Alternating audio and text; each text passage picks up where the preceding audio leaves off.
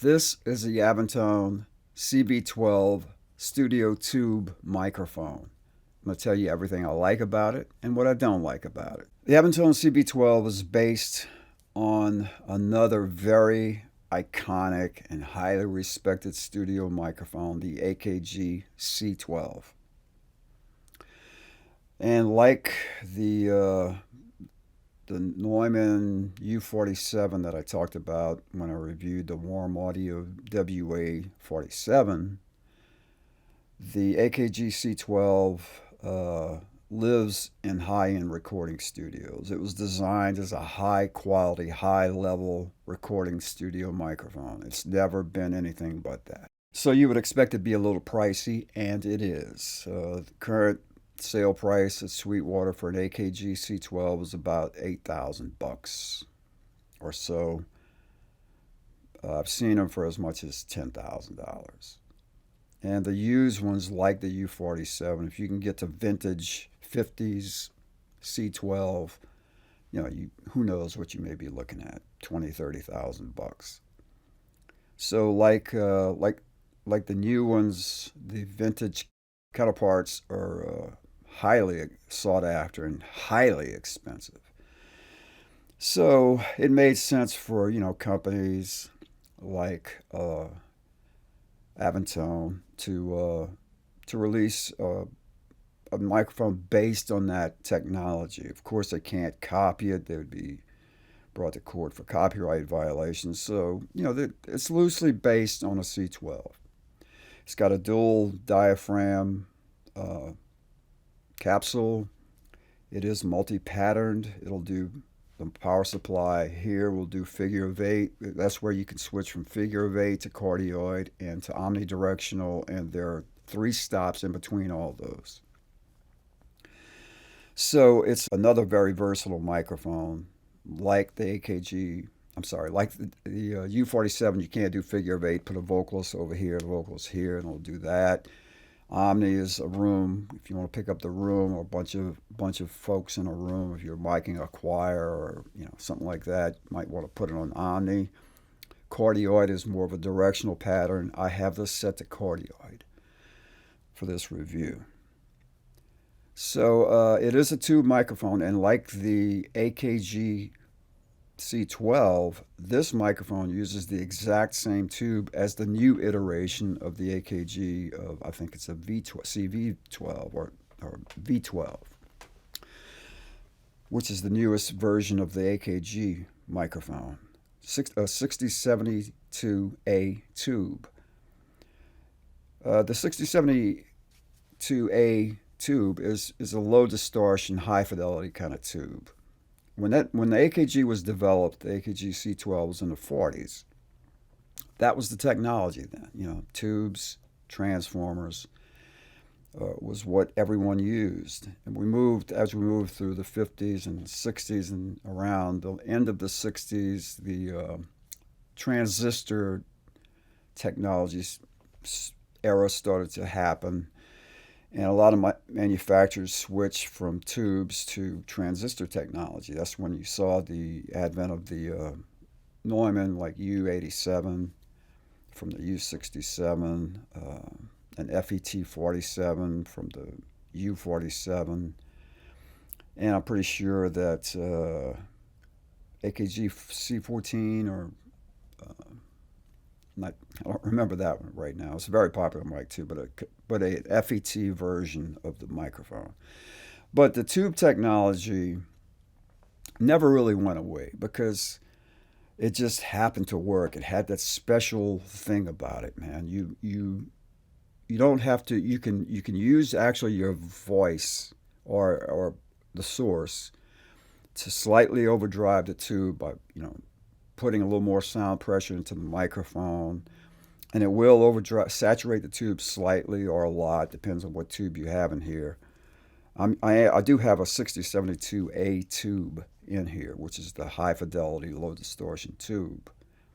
And I'm not certain what type of transformer this is in this microphone, but it's probably an offshore transformer.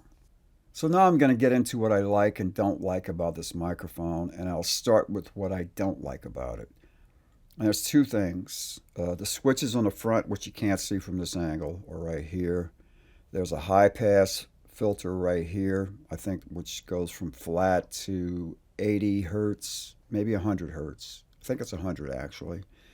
And then on this side, there's a pad switch, gives you 10 dB of attenuation. Neither one of those are engaged. It's flat, and there's no attenuation put in. The switches are very cheap looking and very cheap feeling on this microphone. But again, man, I bought this microphone in 2008. This is the original microphone, and no, zero issues with the switches. So there goes that thing. But I'm still not crazy about those switches. I have opened the mic up and changed the tube, and I'm going to get to that part too. That's a good thing. And looking on the inside, the solder joints, it kind of looks like, it's almost hand built because of the way some of the solder joints look, solder points look. It's not very, it doesn't inspire a lot of confidence when you look at it. But again, man, no issues. I'm just very careful when I take the mic apart to change the tube. So that does, the soldering doesn't inspire a lot of confidence, and the switches are a little cheesy. But that's the only two things I don't like about this microphone. Everything else I love about this mic. In fact, I think I'm on the fourth, at least the fourth tube change. That's how much I've used this microphone since 2008. I've been through four tubes already.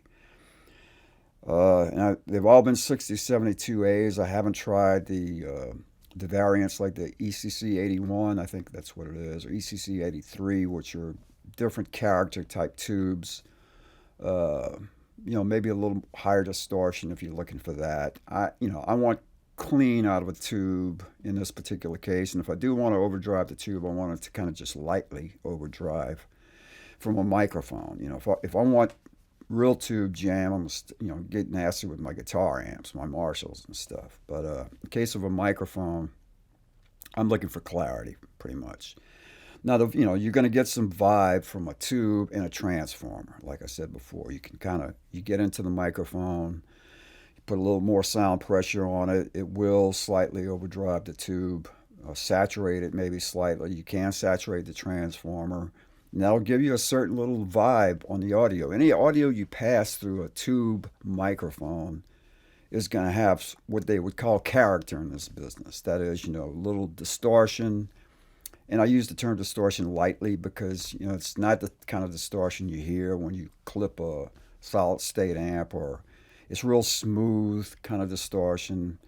You wouldn't even notice that it's distortion. It would just, if you looked at it on a scope, it would technically be that. But it's a smooth type of pleasing distortion from a tube and a transformer when you saturate it slightly.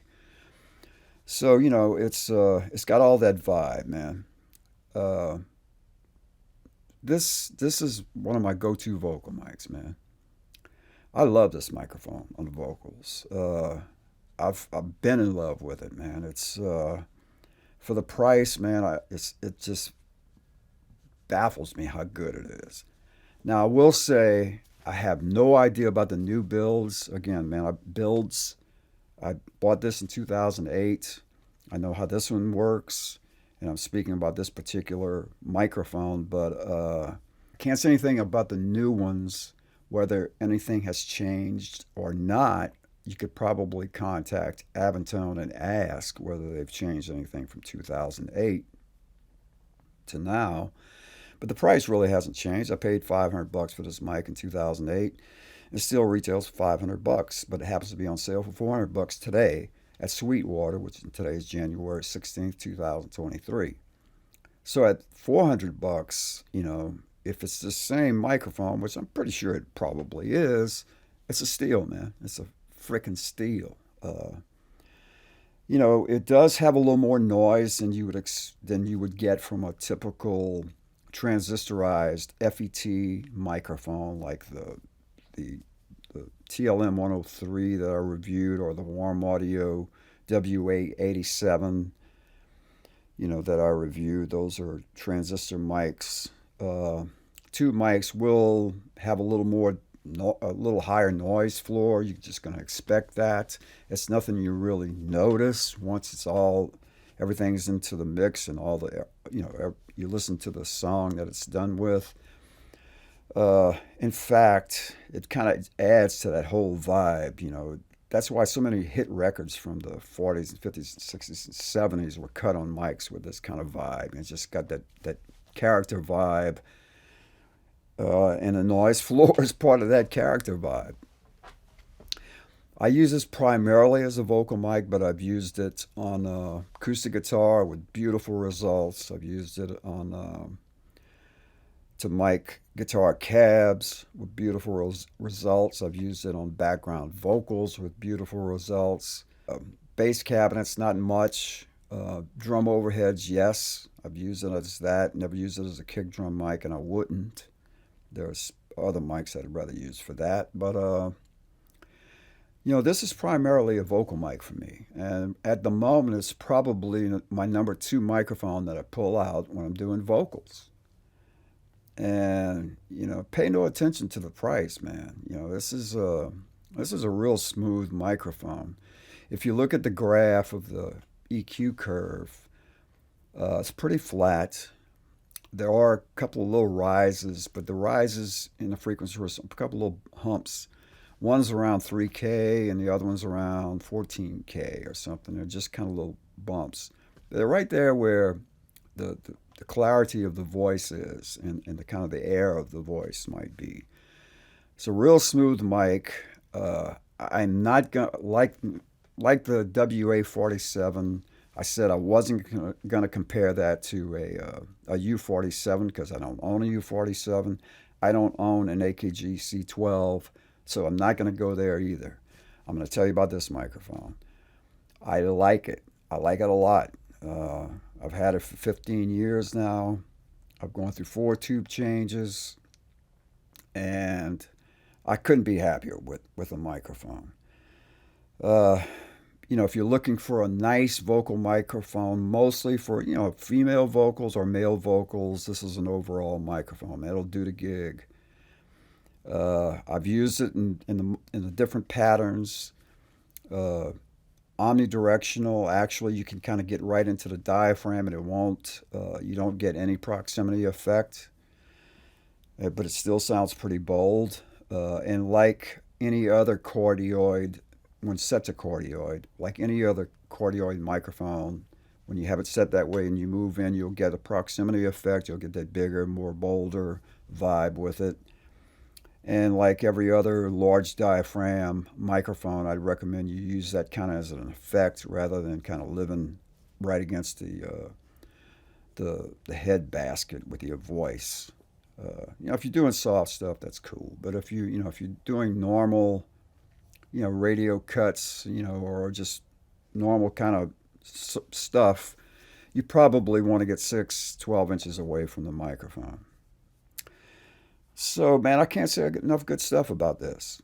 The color I like, I'm not sure what color that is, but it's kind of cool.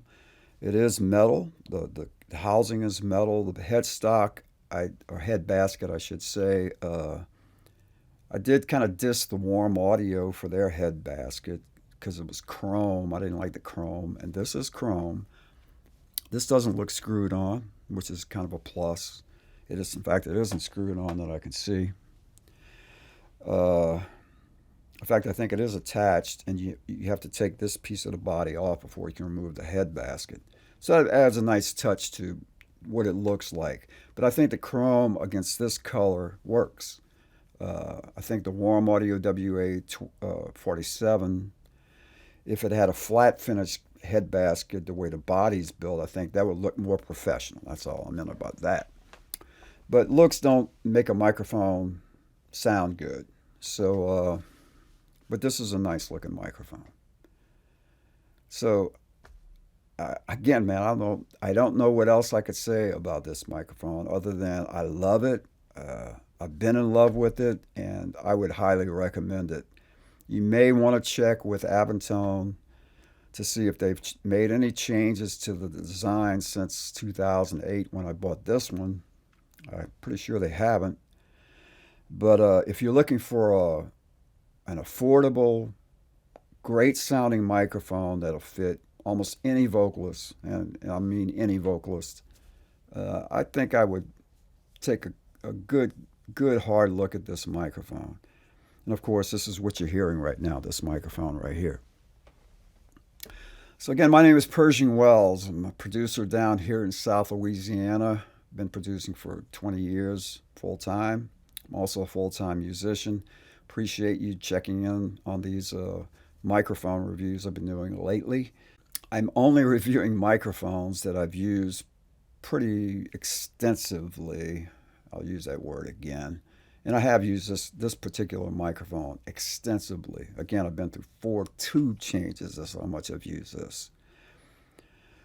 Please subscribe to the channel if you feel moved. Hit the bell icon. I think it's down here to get notified of future releases. Again, man, I'm just trying to be another resource. If you're looking for an Avantone CV12 microphone, I think this is a good resource because this is a microphone I've used a lot and I know it well. And I'm coming from that standpoint when I'm explaining how this is. So, Pershing Wells, Digital Sacalait Productions down here in South Louisiana. Thanks so much and make it a great day.